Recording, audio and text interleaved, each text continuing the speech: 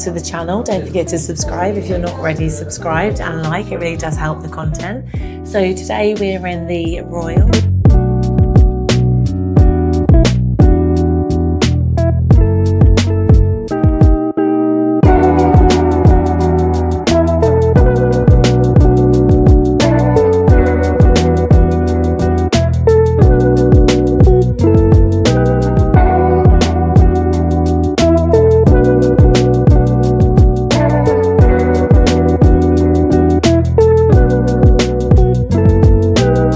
So today we're in the Royal Wootton Bassett, and we're going to try out the food this evening and see what the food atmosphere and everything's like.